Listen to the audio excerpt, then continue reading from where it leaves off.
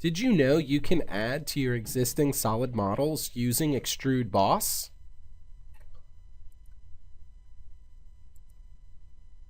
Let's take a look. Using Extrude Boss is a fast and easy way to add shapes to your existing solid models. What we're going to do is turn this wireframe layer on, and you'll see I have two circles drawn.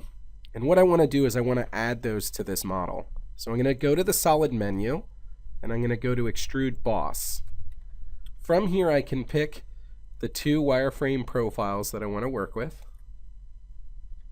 I can add a height as far as how high I want them to be. I can even add a draft angle.